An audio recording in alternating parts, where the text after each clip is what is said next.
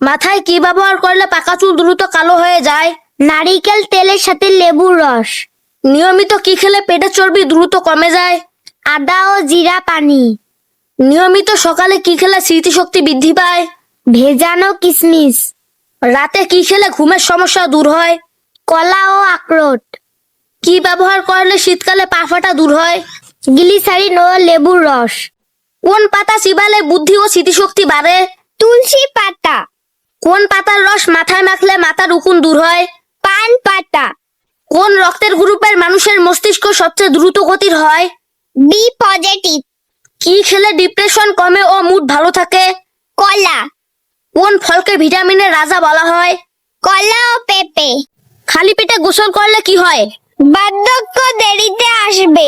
মুখে পানি দিয়ে গোসল করলে কি হয়? ঠান্ডা লাগা প্রতিরোধ হয়।